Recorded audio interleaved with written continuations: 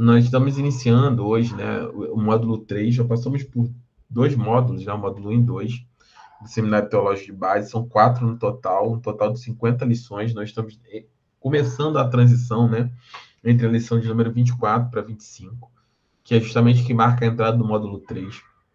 E no módulo 3 nós vamos começar a tratar de maneira mais direta um pouco sobre cristologia, né, que é o estudo, basicamente o estudo sobre a natureza de Cristo, né, sobre quem é Cristo, e da sua obra, né, a sua natureza e a sua obra.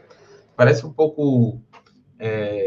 tá, mas eu sei quem é Jesus, né? Jesus é o meu Senhor e Salvador, eu creio no Senhor, e nós cremos, obviamente, e declaramos Ele como Senhor e Salvador de nossas vidas. Contudo, né, o que acontece é que a gente precisa essa sabedoria, né, ela acaba sendo um tanto quanto comum no sentido de consciência de todos comum, né? Todos nós é comum a todos, né? Não comum de não ser importante, mas comum a todos.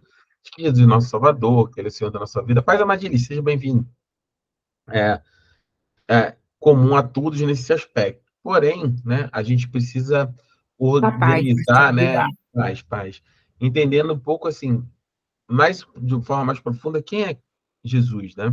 O que implica, né, alguns aspectos da sua existência, né, da sua revelação, e como é que se impacta na nossa vida, no dia a dia. Mas nós vamos falar isso daqui a pouco. Eu vou pedir à pastora Tânia para orar por nós nessa noite, em nome de Jesus, para nós iniciarmos a nossa aula. Amém. Amém, Senhor. A paz é toda. Senhor, meu Deus, nos colocamos, Senhor, diante de Ti, diante da Tua misericórdia. Primeiramente, Senhor, para Te agradecer, Senhor, por todas as coisas, Senhor. Porque sabemos, Pai, como Tu és fiel na nossa vida. Como a Tua misericórdia, Senhor, dura para sempre, Senhor. Pai, eu acredito, Senhor, na Tua palavra. Eu acredito, Senhor, na Tua promessa. Assim como, Senhor, o Senhor tem feito, Senhor, na minha vida. Eu profetizo sobre a vida dos seus, Senhor. Que o Senhor faça a sua vontade. Toma o pastor Lúcio em tuas mãos, Senhor, o teu servo. Aquele, Senhor, que o Senhor colocou, Senhor, como um Senhor professor, Senhor, da tua palavra para nos ensinar, Senhor. Porque cada dia mais, Senhor, nós aprendemos com Ele. Cada dia mais, Senhor, nós aprendemos, Senhor, a Tua promessa e a Tua palavra, Deus. Toma a pastora Tati também em Tuas mãos, Senhor, a Tua serva, Senhor, que tem sendo tão dedicada, Senhor, tanto o pastor Lúcio como a pastora Tati na sua obra, Pai. E eu só tenho que agradecer, Senhor, por todos eles, Senhor, por aqueles que estão aqui, Senhor, ouvindo, querendo aprender mais de Ti. Eu também te peço, Senhor, em especial, Senhor, por Amadili, Senhor. Toma ela em Tuas mãos, Senhor. Eu sei que o Senhor está no controle da sua vida. Eu sei, Senhor, os propósitos, Senhor, o Senhor tem na vida da Tua filha, Deus. Sabemos, Pai, que como nós sentimos saudade, falta dela, mas sabemos também, Senhor, que isso tudo é pelo Seu querer, pela Tua vontade. Então, Aleluia. Pai, eu não sei, mas aonde ela estiver, Senhor, abençoa, prospera, Senhor. Amém. É tua ungida, uma mulher, Senhor, que foi colocada, Senhor, na igreja para fazer coisas maravilhosas para Ti, Pai. E eu agradeço por todos eles, em nome de Jesus. Amém. Amém. Amém. Amém, amém, amém. Amém. Amém. Seja bem-vinda, Júlia. Tudo bem? Não sei se você está com o microfone. Tá. Tudo bem, Júlia? Boa noite, pastor. Boa noite, gente. Que alegria ter você aqui. Seja muito bem-vinda, Júlia. Seja A muito paz, Obrigada. Júlia. Obrigada. Então, assim, a gente estava falando um pouquinho antes. Júlia, olha, deixa eu te falar, fica à vontade para você perguntar. Aqui não é um curso, tá bom? Aqui a ideia é a gente fazer algo bem dinâmico, então não existe dúvida. Essa dúvida não sei, acho que é boba, ou não vou perguntar. pergunta, abre o microfone, coloca da maneira que você entender melhor, para que nós possamos ajudar. E, assim, se eu souber responder, amém. Se não, eu vou pesquisar e volto na próxima aula para a gente responder, tá bom? Tá bom, pastor. Obrigada. Deixa eu só... Peraí, fechar uma janela aqui que está um pouco de barulho. Só um... Pronto. Amém. Então, hoje nós vamos falar, nós terminamos o módulo 1 e 2, né, do Seminário Teológico de Base, já passamos por 50 lições, não, por 20, perdão, 50 não, por 24 lições, né, também para a 25ª, se não me engano, ou 26ª, lições, né, ao total de 50 do Seminário Teológico de Base, são 4 módulos, já terminamos o primeiro e o segundo, estamos iniciando o terceiro. O terceiro módulo, ele vai aprofundar um pouco sobre o aspecto que eu estava dizendo aqui no início da aula, né? Sobre a respeito de quem é Jesus, né? Nós confessamos a Jesus como Senhor e Salvador. Reconhecemos Ele como Senhor da nossa vida. Dizemos, olha, Jesus é Deus, é o Filho de Deus, Ele é o nosso Salvador, ele é aquele a quem tem condições de nos estender a mão e oferecer salvação. Existe meio que um consenso, né, entre mais ou menos conhecimento, sobre, Paz Ezequiel, seja bem-vindo, meu irmão, sobre quem é Jesus, né, e a sua manifestação como Deus. Mas a verdade é que a gente precisa, Paz, aprofundar um pouco mais, né, sobre a pessoa de Cristo, porque Cristo tem uma implicação, obviamente, por ele ser o centro de todas as coisas. A Bíblia declara que porque dele, por ele, para ele, são todas as coisas. Por ser o Filho de Deus, por ser o Verbo, ser o próprio Deus, né? Tá unido, né? A triunidade de Deus, né? O Deus Pai, Deus Filho e Deus Espírito Santo. Tem uma implicação muito grande, tudo aquilo que aconteceu em torno da sua vida e da sua obra, né? E esse estudo, né, que fala, que a gente aprofunda um pouco a respeito da vida de Cristo, né, ele é chamado de cristologia, né, que é justamente esse estudo sobre a pessoa, a obra, né, e por que não, a vida de Cristo, né, nesse aspecto de nós entendermos quem é Jesus, né, o que implica a sua vinda, a sua manifestação, tudo que ele disse a seu respeito, de que forma isso, de alguma maneira, impacta a nossa fé e como nós reconhecemos a pessoa de Cristo, né, em nossas vidas e entendemos qual é o impacto dele sobre o mundo, né? Então, de maneira direta, eu fico aqui inicialmente com o texto de Mateus, e aí eu vou pedir para você, se alguém puder abrir, vamos abrir em Mateus, no capítulo 16, versículo do 13 até o 20. Mateus 16, do versículo 13 até o versículo 20. Quem puder ler aí, por gentileza, eu agradeço. Mateus 16, do versículo 13 até o 20. Oi, pastora Ana, tudo bem? Seja bem-vinda. Pai do Senhor, meu irmão. Alguém Eu achou? leio, pastor, eu leio. Amém. Mateus 16, Do versículo 13 até o versículo 20. tá, que diz assim: chegando Jesus à região de Cesareia de Filipe, perguntou aos discípulos: quem os outros dizem que o Filho do Homem é? E eles responderam: alguns dizem que é João Batista, outros Elias e ainda outros Jeremias ou um dos profetas. E vocês? Perguntou ele: quem vocês dizem que eu sou? Só aí, pastor? Pode continuar lendo. Quem vocês dizem que eu sou? Simão Pedro respondeu: tu és o Cristo, o Filho de Deus vivo.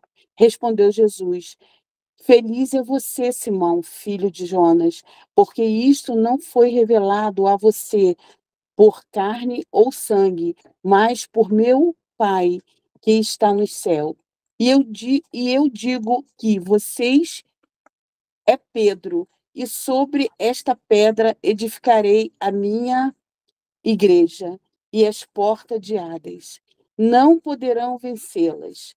e eu darei a vocês a chave do reino dos céus. O que você ligar na terra será ligado no céu. Não, o que você ligar na terra terá sido ligado nos céus, e o que você desligar da terra será sido desligado dos céus. Então advertiu os seus discípulos que não contasse a ninguém que ele era Cristo. Amém, Senhor. Amém, amém, amém. Então, esse texto de Mateus, né, ele fala sobre um momento. Deixa eu contextualizar aqui o que está havendo exatamente, né? Jesus ele já estava com um ministério ativo, né? E a Bíblia relata que ele já tinha realizado uma série de milagres, né? De sinais do seu ministério. E havia já um grande burburinho, né, no meio do povo, porque a discussão era quem era Jesus, né? Os fariseus diziam assim, olha, Jesus ele tem demônios, né? Ele tem demônios, por exemplo. E aí Jesus confrontava os fariseus, olha, se eu tenho demônios, então eu não posso fazer coisas boas, porque essas coisas boas vêm de Deus.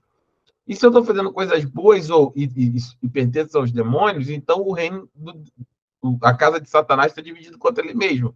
Porque se ele bota doença e um cura, se ele faz uma coisa ruim e faz uma boa, está dividida com ele. Porém, se essas coisas que eu faço são boas e vêm de Deus, então eu sou de Deus e vocês têm um problema.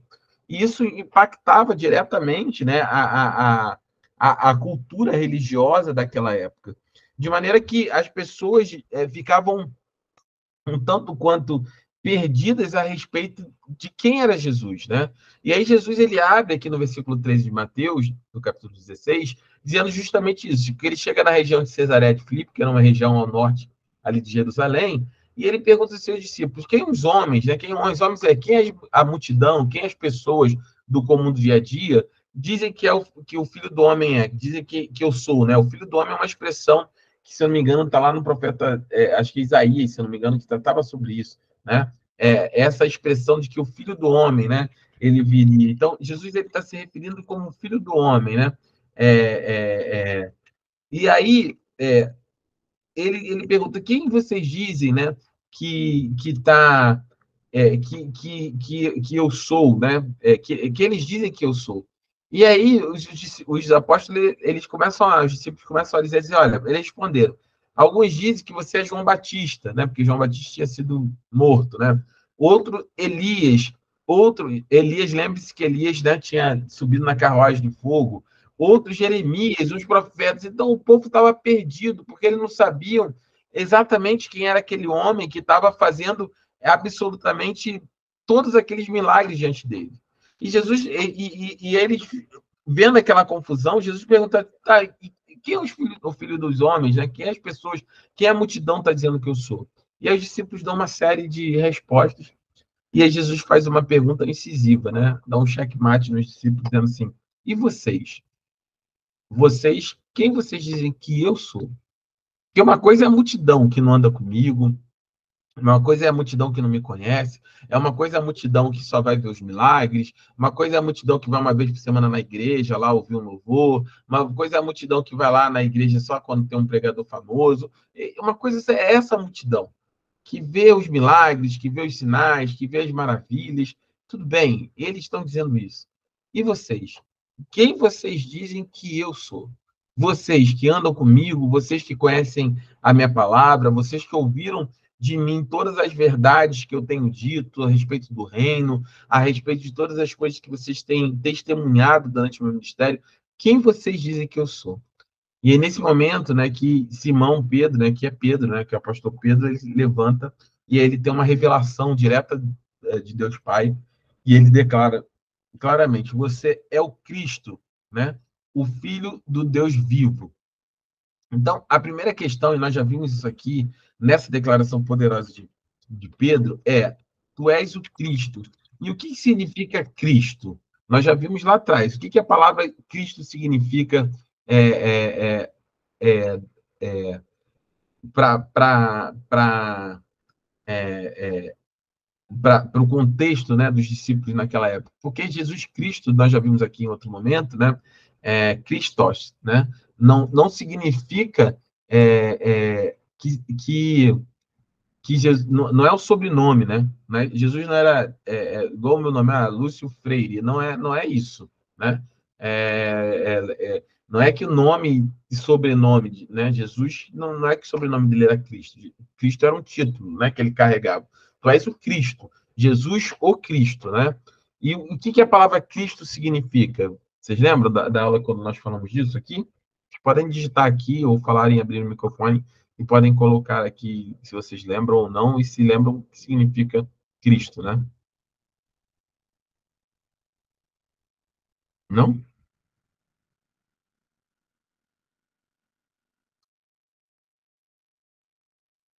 Não? Tá bom. A palavra Cristo, né, significa a mesma expressão, né, só que em latim, né, perdão, em latim não, em grego, Christos, ou Christos, é a mesma expressão para Messias, né? Jesus, ele era o Messias.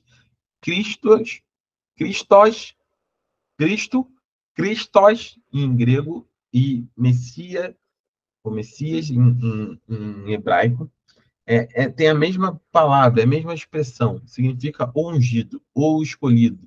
Né? Se você tem aí a série que está famosa, The Chosen, que significa o escolhido, né? O ungido, o Cristo, né? É a mesma coisa, né?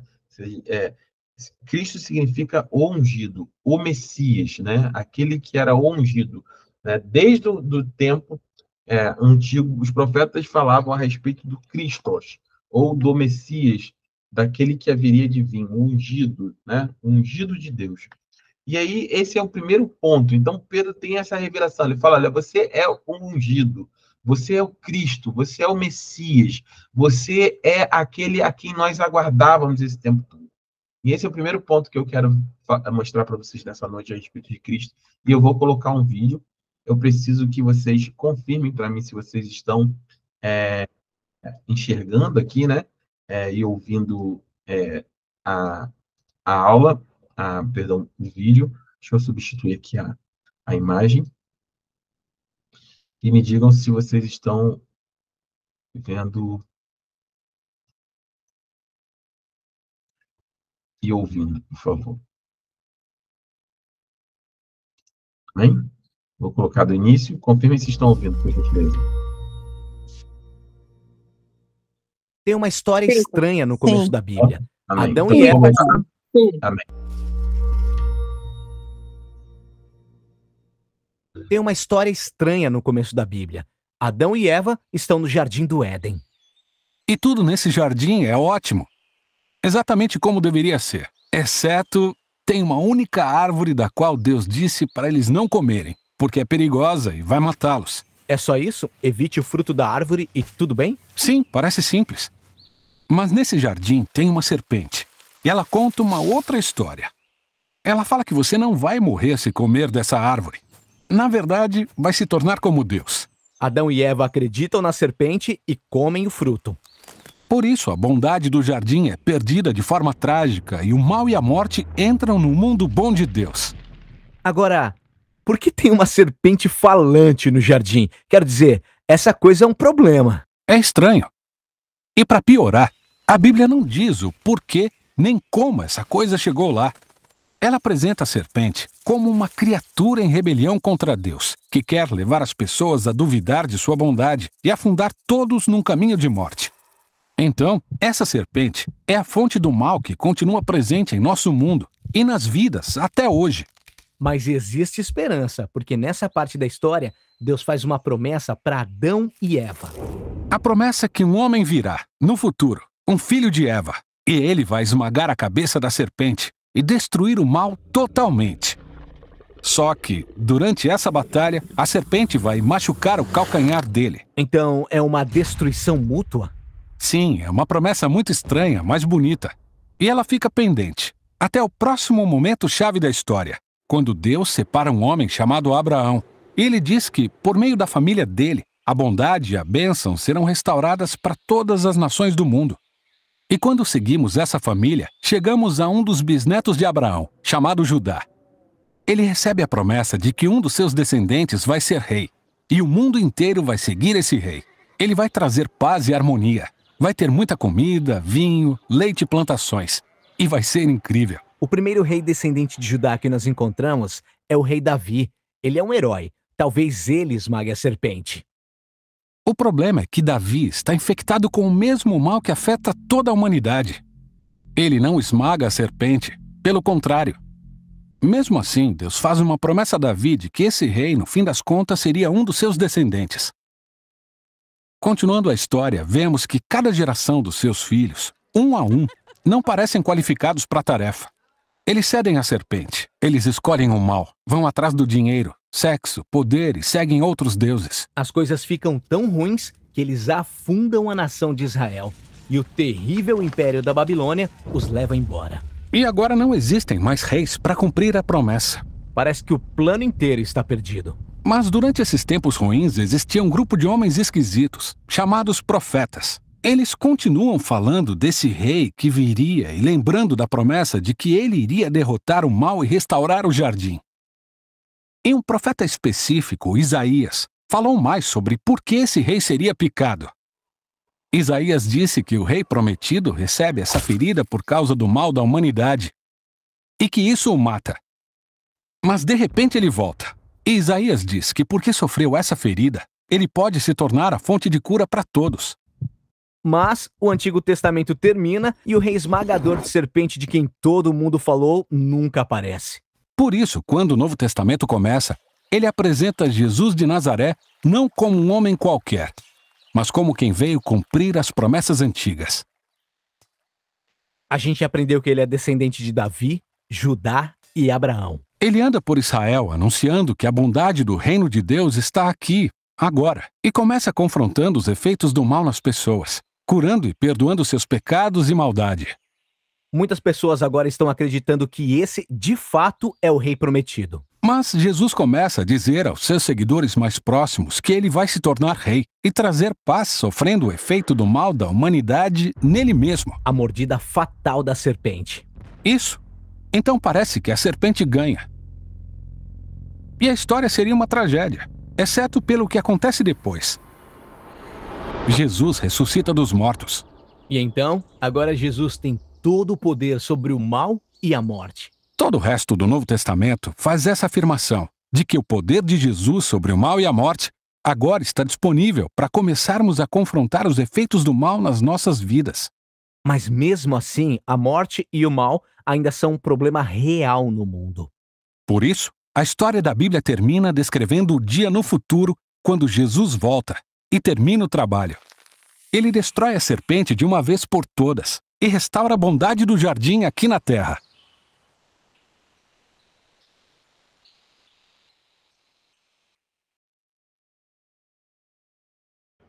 Amém? Amém? Amém, Essa é a amém. primeira parte, né? Amém.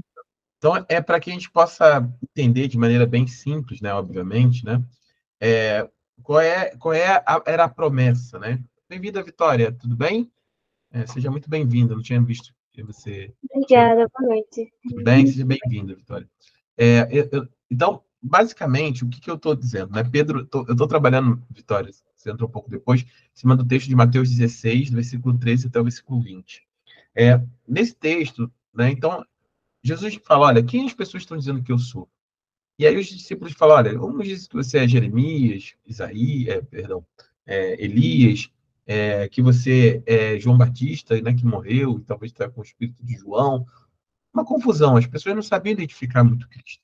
Porque elas andavam atrás de Jesus muito mais por aquilo que Jesus fazia do que necessariamente por aquilo que Jesus era, né? Ou por aquilo que elas reconheciam quem Jesus era. A ponto de, em um desses episódios, se vocês estão relembrando, e se não relembraram, eu vou colocar agora, é um episódio famoso, quando Jesus faz a multiplicação dos pães, né, dos peixes. No outro dia, Jesus atravessa, né, ele atravessa durante a noite, ele vai para o outro lado do mar da Galileia, né, do outro lado do mar, e aí as pessoas vão até Jesus no outro dia e não encontram Jesus, né, eles veem os discípulos saindo, Jesus atravessa de maneira sobrenatural durante a madrugada, e aí, quando eles encontram a Cristo, eles falam assim, eles vão até o outro lado lá, remando nos barquinhos, chegam lá, falar, como é que você atravessou e tal, não sei o quê, como é que você veio parar aqui?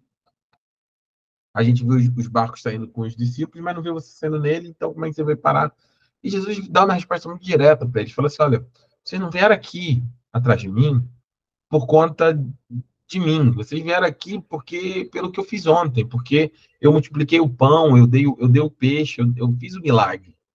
E muitas pessoas, né, elas se aproximam de Cristo ainda hoje por aquilo que Jesus pode fazer, né? Porque vão num culto e veio um milagre, veio alguém prosperar, ou na promessa de uma cura, na promessa de uma realização de algo que Jesus pode fazer por ela, ou para alguém da família dela, ou para alguém ao redor dela, ou simplesmente porque ela viu sendo feito na vida de alguém.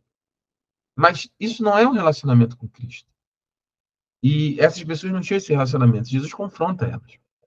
E numa mesma faceta dessa situação, Jesus confronta os seus discípulos e fala: tudo bem, eles dizem que eu sou um monte de coisa, porque eles não me conhecem. Mas e vocês? Vocês que andam aqui comigo, levantam, acordam, comem, caminham, quem vocês dizem que eu sou? E aí Pedro tem essa revelação, e Pedro fala: olha, tu és o Cristo, tu és o Filho do Deus vivo. Jesus diz: olha, Pedro, você é bem-aventurado, porque não foi a carne que te revelou isso, quer dizer, não foi uma outra pessoa que te contou, mas foi o meu Pai que está no céu, foi o próprio Deus que revelou isso a você. A revelação de quem é Cristo, e por isso nós estamos falando aqui sobre cristologia, e vamos evoluir sobre isso nas próximas aulas, ela só pode ser feita, né? Aqui ainda seria revelado, né? Essa terceira pessoa que opera, né? Nesse milagre dos nossos olhos se abrirem para reconhecermos a Cristo, que é o Espírito Santo, né? A triunidade de Deus, o Pai, o Filho e o Espírito Santo. E Jesus é muito claro, Jesus fala: olha, é necessário que eu vá para que eu envie o Consolador, para que eu envie o Paracleto, né? Aquele que andará ao lado de vocês, o Espírito Santo de Deus, que é responsável por convencer o homem do pecado, do juízo, da justiça e do juízo. E é o Espírito que revela essas coisas. Ninguém consegue ter uma revelação de quem é Jesus em sua vida se não for pelo Espírito. Se você consegue reconhecer, se eu consigo reconhecer que Jesus é o Senhor e Salvador das nossas vidas, isso é possível porque nós fomos agraciados pelo Espírito Santo de Deus que abriu os nossos olhos. Assim como deu essa revelação a Pedro de que Jesus era o Cristo, o Messias prometido, desde a época lá de Adão e Eva, né? Quando Adão e Eva pecam, há a promessa de que o descendente da mulher esmagaria, né, a cabeça da serpente, seria ferido em seu calcanhar, e tudo no Antigo Testamento vai apontar diretamente para Jesus. Vai apontar diretamente para Jesus. Essas aulas que nós estamos dando aqui, tem aulas para trás no canal do YouTube, no canal da igreja, @mdeuteronômio, onde você pode assistir às aulas anteriores, onde nós falamos já diversas vezes sobre esse tema.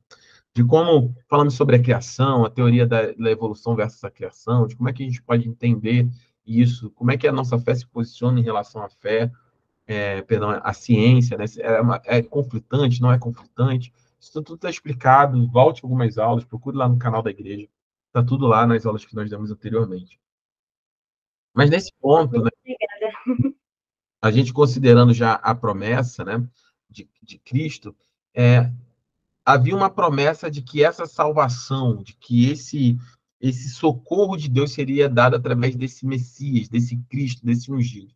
E Jesus, ele claramente ele se revela, né, ou reconhece imediatamente a partir da declaração de Pedro que ele é essa promessa, que ele é essa promessa, que ele é essa promessa, né, de que ele é o Messias prometido. E nesse ponto aqui, é importantíssimo que nós entendamos justamente quem é Jesus, e por isso nós vamos estudar o que a gente chama de cristologia, né? Existem, por exemplo, coisas importantes a respeito de Jesus. A primeira delas, declaração de Pedro: você é o Cristo, o Filho do Deus vivo.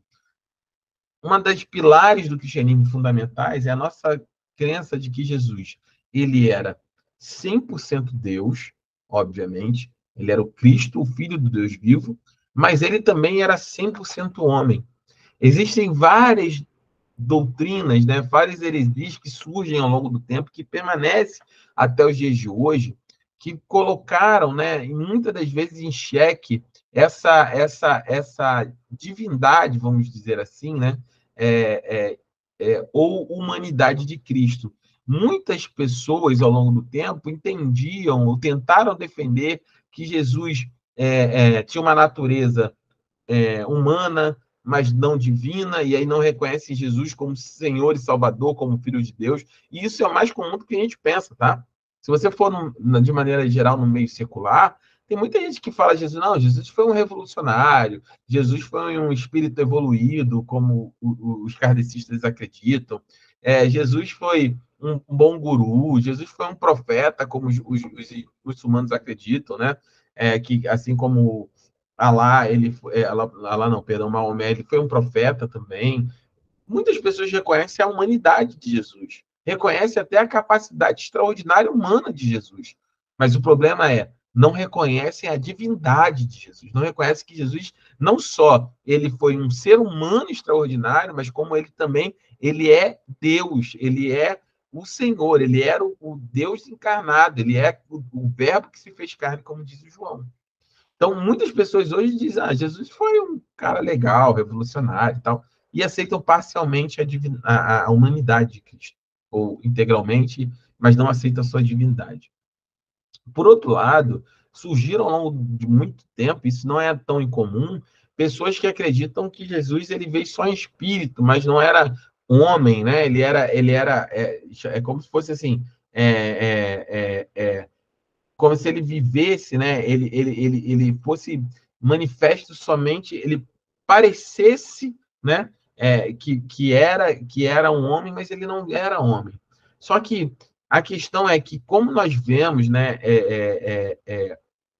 Ao longo de toda a Bíblia, era necessário que Jesus fosse homem, porque somente através de um homem poderia o pecado ser derrotado. Através de um homem, Adão, o pecado entra no mundo, através de um homem, o pecado foi retirado do mundo, né? Foi vencido. Então, a Bíblia vai falar em Hebreus, onde o primeiro Adão falha, o segundo Adão, né? Ele é vitorioso. O primeiro Adão cai no jardim do Getsemane, o segundo Adão vence, né? Também no jardim, perdão, no Getsemane, no jardim do Éden, e o segundo Adão vence no jardim do Getsemane, né? Dentro de um jardim. Então, era necessário que, assim como um cabeça de raça, a gente chama de cabeça de raça federal, o primeiro da humanidade, entregou tudo que tinha através do pecado, e o salário do pecado era a morte só podia ser vencida através de Cristo, através de alguém que fosse 100% humano, né? Mas que só conseguiria ser um 100% humano e sem pecados, e santo a ponto de cumprir todas as exigências de Deus, se fosse 100% Deus, porque na natureza humana ela é incapaz de responder, né, à santidade de Deus. E isso ficou provado durante todo o Antigo Testamento, como nós vimos ali, onde diversos homens, o mais famoso talvez dele, Davi, que era considerado o homem segundo o coração de Deus. Mesmo assim, o homem segundo o coração de Deus, ele pecou, ele adulterou, ele planejou um assassinato. Então, o homem, ele desde a sua queda, e aí, se você não viu, volte no canal do YouTube, nós temos aulas aqui sobre a queda, sobre o pecado, sobre tudo isso, né? Volte lá atrás e veja novamente. O homem era incapaz de cumprir aquilo que Deus tinha estabelecido. Então, quando nós falamos sobre cristologia, né, sobre esse estudo a respeito de Cristo, né, ela é a base da nossa fé. Saber quem é Cristo, reconhecer a divindade de Cristo, mas reconhecer também a humanidade de Cristo, né, para que o 100% homem e o 100% Deus, através de um milagre que somente Deus poderia fazer, ele foi capaz de tirar do mundo todo o pecado que havia entrado no mundo também através do homem que havia caído do primeiro, de um cabeça federal de raça, que era Adão. Então, essa necessidade de entendimento da humanidade de Cristo, combinada com a sua divindade, ela é fundamental, né, para nós entendermos exatamente como é que funciona esse mecanismo, né? A divindade de Cristo ainda tem alguns desdobramentos em relação a isso. Existem muitas pessoas, por exemplo, que aceitam a sua pré-existência, nós vamos falar sobre isso na próxima aula, que Cristo pré-existiu, quer dizer, Cristo existiu desde os tempos passados, né? Porque você precisa entender que assim como o apóstolo João fala, né? No princípio era o Verbo e o Verbo se fez carne. Deus se fez carne, né? O Senhor se esvaziou e se fez carne. Aceita que Cristo pré-existia antes desse evento, né? De se tornar 100% homem, assim como ele era 100% Deus, mas não acredita na sua eternidade. Acredita que em algum momento, por exemplo, Jesus foi criado, né? E não que ele sempre existiu de eternidade a eternidade. Mas, pastor, isso é tão confuso, é tão distante. Só para que você entenda, por exemplo, porque essas coisas são muito próximas a nós. Por exemplo, os testemunhos de Jeová acreditam dessa forma. Eles acreditam na pré-existência de Cristo, eles acreditam até que Jesus é Deus, mas um Deus menor, porque Jesus foi criado em algum momento na eternidade, no tempo, como um Deus, como fosse um Deus menor, né? E por isso que eles são testemunhas de Jeová, eles acreditam que somente Jeová é o Deus único, verdadeiro, de eternidade a eternidade. Mas a Bíblia diz claramente, durante todo o tempo, que de eternidade a eternidade, os três que formavam um, o Pai, o Filho e o Espírito Santo, eles manifestam unidos à glória de Deus. Eles é um Deus trino uno, formado de três pessoas, que todos eles têm a mesma essência divina: o Pai, o Filho e o Espírito Santo. Então, entender isso, né? Entender que Jesus ele é o Senhor e Salvador da sua vida, entender que ele é o Cristo, né? Ele é o Filho do Deus vivo, entender a sua natureza é fundamental, né? Para entendermos, por exemplo, toda a sua obra, né? E aí a gente pode falar aqui sobre o estado, né? Os três estados de Cristo, né? Que a gente pode entender, que basicamente divide, né, esse processo, né, da existência de Jesus ao longo do tempo, né? Então, a gente pode tratar esses três estados, né, que são conhecidos como os três estados de Cristo, como sendo o primeiro estado, o estado de eternidade, onde Jesus era o Cordeiro de Deus, né, mas ainda assim na eternidade, o estado dele de humilhação, que é quando ele deixa toda a sua glória, se vazia de toda a sua divindade e se faz homem, né? E habita como um de nós, como João diz. No princípio era o Verbo se fez carne, o Verbo habitou entre nós, e nós o vimos como o unigênito do Pai, né? A face visível do Deus invisível. Esse é estado de humilhação, né? Onde ele se coloca como homem para passar, para morrer na cruz para o nosso pecado, para ser ferido, como diz no texto, pela serpente. Mas quando ele ressurge, né, quando ele ressuscita ao terceiro dia, ele entra num estado que nós chamamos de um estado de exaltação, que é uma vez que ele cumpriu toda a vontade do Pai, a promessa é que o Pai colocaria todos os seus inimigos como estrado dos seus pés, e ele reinaria, ele ganhou o direito de reinar, não que ele não tivesse, mas foi consumado, né, como o primogênito entre nós, a igreja, daquele que reinaria destes de Deus eternamente. Então, ele é o rei exaltado, ele é o rei que foi glorificado, o Senhor Deus deu a glória a ele, porque ele foi exaltado a partir da sua humilhação.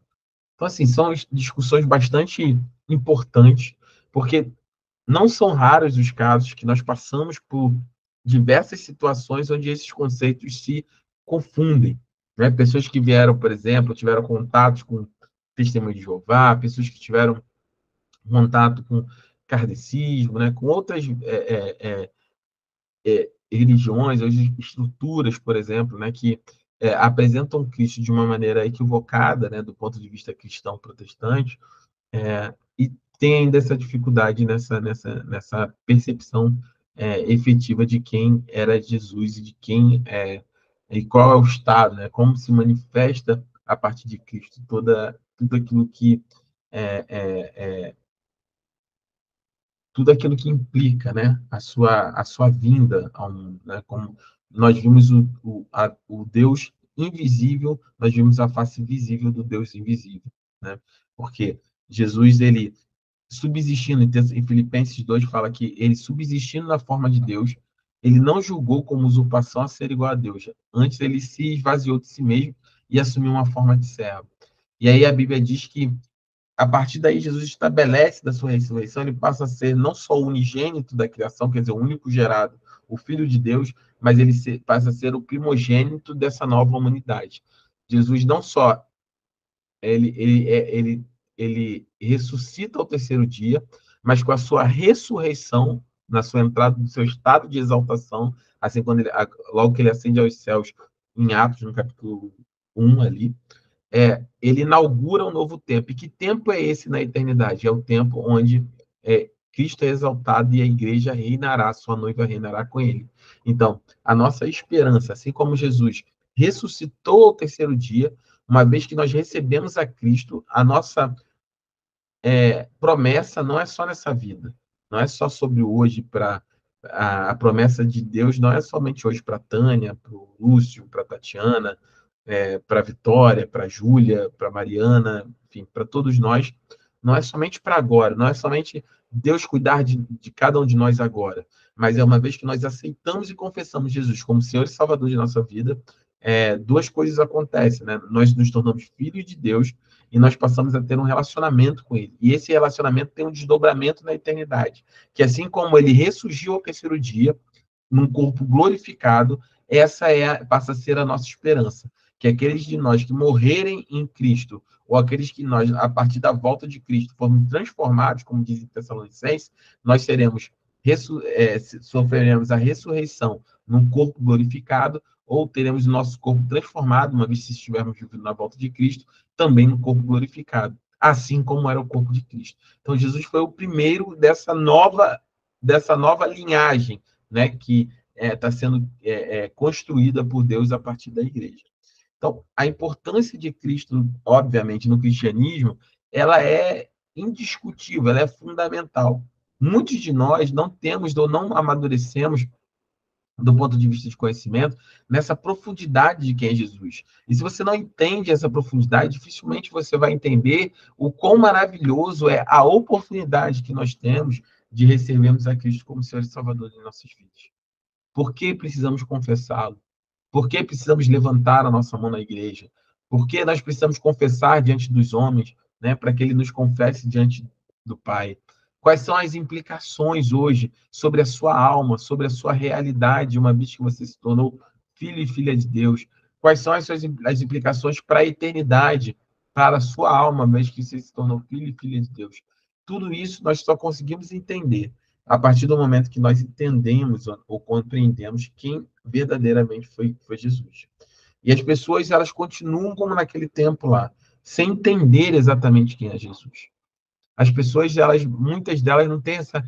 Jesus é aquele que pode fazer algo, que pode fazer um milagre, que pode fazer um monte de coisa. Claro que Jesus pode. Mas a revelação de que Jesus é o Messias, o prometido, é aquele que foi prometido a nós para tirar o pecado do mundo. E mais do que isso, que ele é o Filho de Deus, do Deus vivo, o Cordeiro de Deus que tira o pecado do mundo. Isso muda e impacta a nossa vida na eternidade, mas principalmente hoje, no nosso dia a dia, da forma como nós nos relacionamos com Cristo, da forma como nós nos relacionamos com Deus, da forma como nós entendemos que devemos viver a nossa vida a partir dessa revelação. Jesus não é uma lâmpada mágica que você esfrega e um milagre acontece. Jesus não é uma pessoa, não é um homem grandão. Jesus, ele é o próprio Deus. E o próprio Deus fez morada, ele fez habitação em você e em mim, a partir do momento que nós abrimos nosso coração para receber o como Senhor e Salvador. Então, entender que Jesus é o Cristo, o Filho do Deus vivo, como Pedro, entendeu naquele momento, diferente de todas as outras pessoas que enxergavam Jesus como um monte de coisa, menos como ele realmente era, quem ele realmente era, é algo que somente pode ser feito através do Espírito Santo de Deus. Se você reconhece, parece uma coisa simples. Somente se você fala assim, não, pastor, claro que Jesus é meu Salvador. Claro que eu amo Jesus. Claro que eu quero receber, já recebi ele como Senhor e Salvador. Claro que eu me batizei para confessar. É claro hoje, é claro para você. mas não é claro para o homem, para o ser humano, para as pessoas, vamos dizer assim, naturais, isso não é claro. Só é possível através de uma revelação divina, assim como Pedro teve. Quando nossos olhos se abrem, quando nós percebemos que é Jesus, isso é o Espírito Santo que tocou o nosso coração, tocou a nossa vida, e nós nos abrimos para essa revelação. E uma vez que nós nos abrimos para essa revelação, você precisa, isso causa em nós aquilo que o apóstolo Paulo vai chamar de metanoia, uma mudança de entendimento. Você fala assim, nossa, a vida não é só isso. A vida não é só trabalhar, família, amigos, festa, balada, o que seja, futebol. A vida não é só isso. Existe algo mais, existe um mundo espiritual acima de mim. Existe uma vida que é além da minha vida. É a vida abundante que Deus revela, Jesus revela em João 10:10. Eu vim para que vocês tenham vida e uma vida em abundância.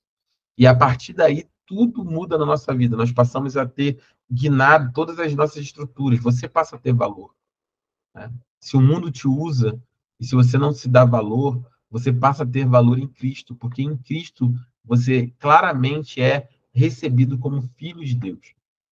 A sua alma passa claramente a ter um valor inestimável, ser revelado esse valor inestimável da sua alma, né? Cada ser humano, o Deus criador de céus e terras, o Senhor Todo-Poderoso, conhece cada um de nós pelo nome.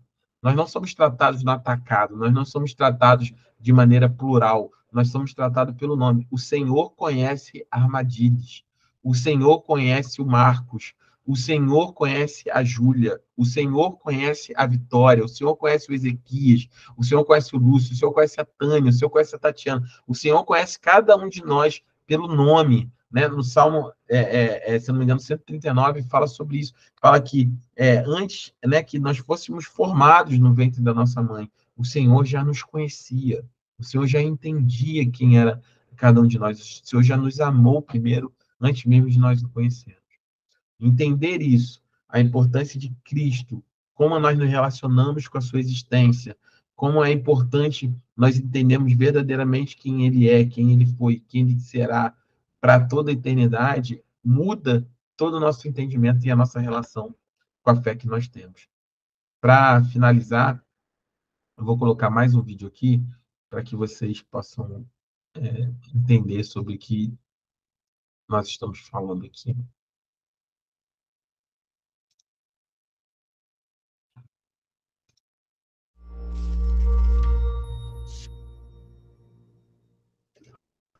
Jesus de Nazaré, ou Yeshua em aramaico, sua língua nativa, foi um homem judeu que viveu 2000 anos atrás a leste do mar Mediterrâneo. Os primeiros relatos de sua vida, os 4 evangelhos, vêm do testemunho ocular de seus seguidores. Jesus cresceu imerso nas escrituras de seu povo Israel, que dizem que Deus escolheu Abraão para abençoar as nações. Jesus disse que essa história estava se cumprindo nele, aquele que estava trazendo o reino de Deus ao nosso mundo. Ele chamou isso de as boas notícias do reino de Deus. Jesus anunciou o reino de Deus aos pobres e doentes e acusou a corrupção dos líderes de Israel. E ele os confrontou em Jerusalém, sabendo que isso causaria sua morte. Mas o plano de Jesus era ser entronizado como rei, morrendo pelos pecados do seu povo.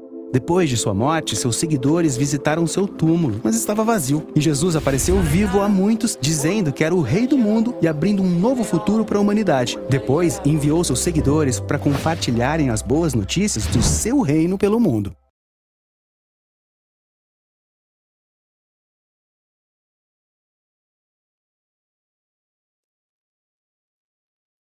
Amém. E saiu. Amém. Jesus, ele é o Messias prometido. Ele é o Rei dos Reis, o Senhor dos Senhores. E a partir dessa revelação, que Jesus é o Senhor dos Senhores, é o Rei dos Reis e é o Senhor das nossas vidas, nós temos, vamos dizer assim, estabelecido uma nova estrutura daquilo não só do que nós cremos, mas do que nós somos e qual é o nosso propósito nessa vida, né? Jesus estabeleceu claramente, ele fala no final, como sendo aquele que estabeleceu o reino de Deus.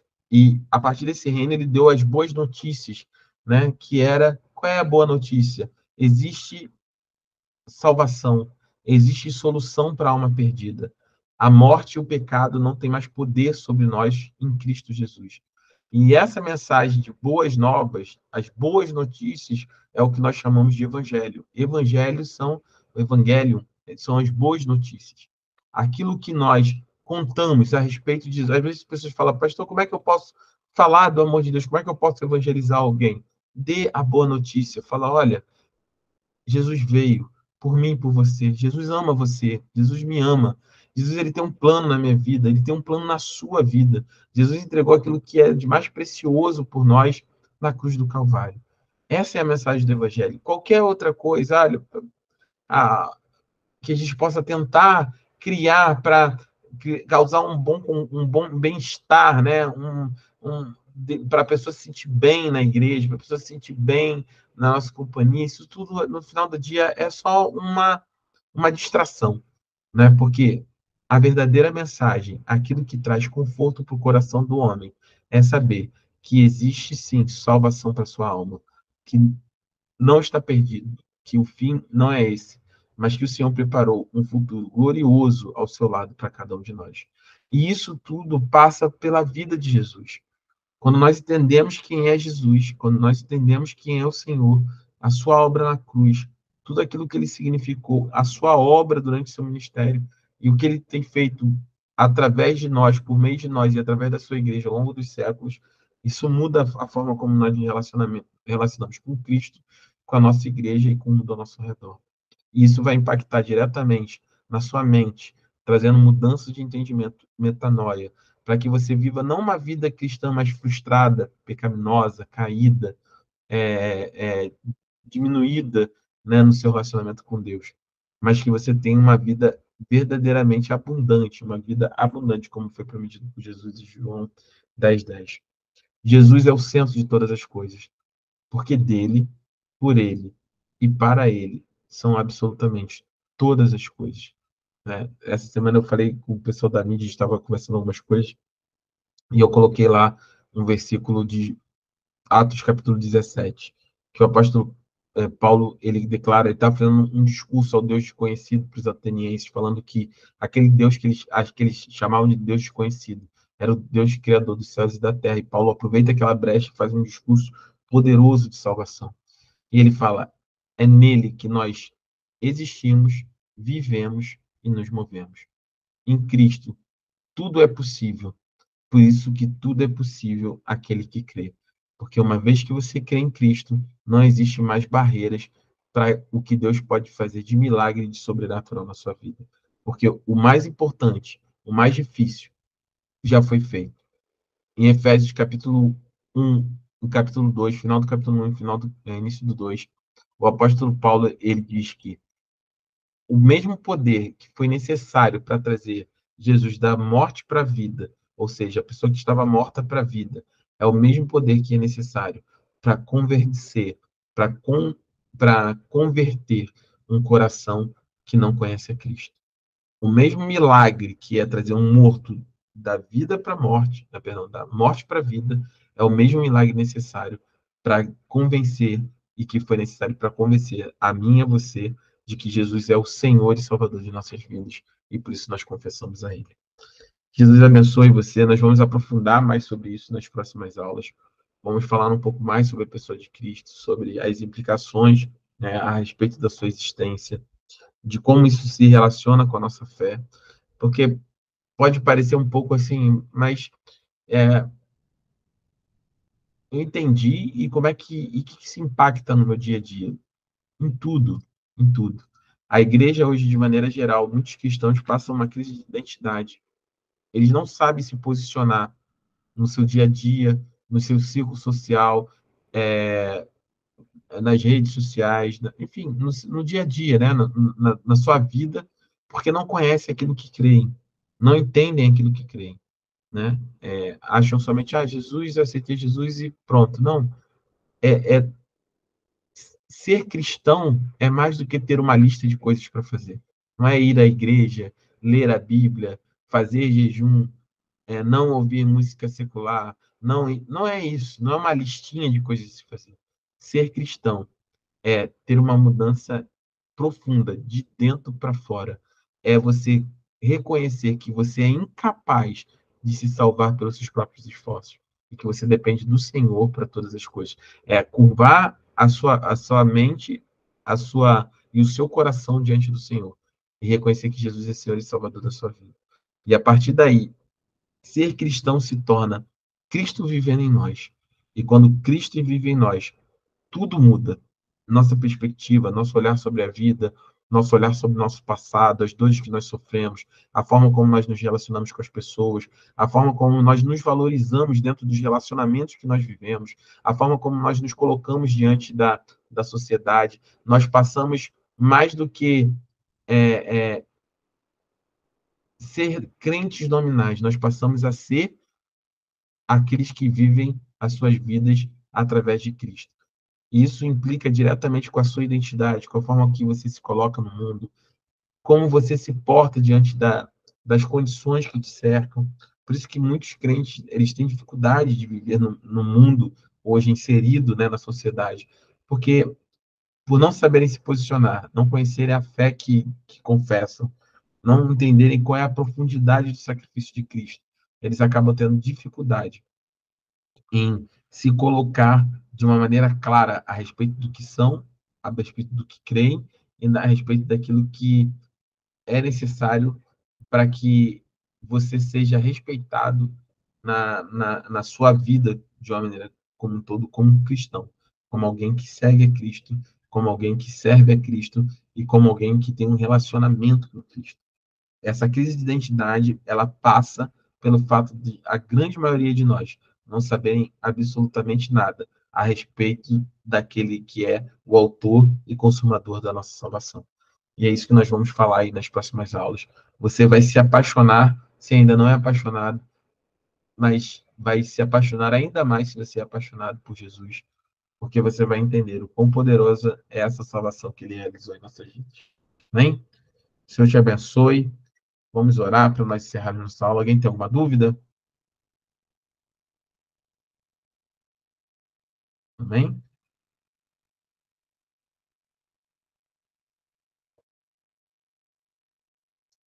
Amém. Vamos orar então para nós encerrarmos. Eu vou pedir nessa noite que vou pedir para Amadilis para orar para abençoar a nossa aula, para nós encerrarmos em nome de Jesus. Amém? Vamos orar. Amém. Bendito Padre Santo Celestial, muito obrigado, Senhor. Muito obrigado por uma aula abençoada mais. Muito obrigado, Señor, por la disposición de cada uno de los que están aquí para aprender más y profundizar más en tu palabra. En esta aula estamos profundizando más, Señor Jesús, en quién es Cristo Jesús y que podamos entender, como el pastor leyó en Mateus, como respondió Simón Pedro, tú es, oh Cristo, oh Filho de Deus vivo, que podamos entender que Dios es el Cristo, el Dios vivo, que podamos tener una relación permanente con Él, que nuestra relación con Él sea continua y sincera, y que las personas que van a escuchar el aula más adelante en YouTube puedan profundizar más la relación que tienen con Dios. Y aquellos que ainda no han aceptado a Cristo Jesús, que puedan levantar la mano, que puedan aceptar, que puedan hacer la oración aceptando a Cristo Jesús, y que de esta manera puedan conocer al Dios vivo, al Mesías. Muito obrigado, que podamos tener una noche abençoada. Ilumina al pastor Lucio, a la pastora Tatiana, a la pastora Tania. Ilumina a ellos, Señor, para que sigan llenando de bênçãos nuestras vidas. Muito obrigado, Deus, por una aula más. En Cristo Jesús. Amén y amén. Amém, amém. Jesus abençoe vocês. Quinta-feira nós temos culto online. Nosso encontro de casais está chegando. Temos Luau, tá? Luau Evangelístico, dia 20 de julho, 20/7. Anote aí na sua agenda. Nós vamos começar a propagar nas redes sociais da igreja. Vai ser lindo, o Luau vai ser maravilhoso. Convide as pessoas, manda separar Save the Date para poderem estarem no Luau Evangelístico, que vai ser em frente ao Cubo Central, na praia de Caraí, bem no meio da praia ali, bem simples da gente achar, e vai ser uma benção. Se você quiser saber como é que foi o último, entra lá no Instagram da igreja, M Deuteronômio, e você vai ver lá como é que foi o último luau, foi lindo. E nós vamos ter mais um agora dia 20 de julho, e no dia 14 de junho, sexta-feira, nós teremos o nosso primeiro encontro de casais, que também vai ser top. E, enfim, tem muita coisa para revelar. Se esse domingo, no próximo, também temos uma novidade. Convide alguém, culto online quinta-feira, e temos culto presencial domingo às 10 da manhã.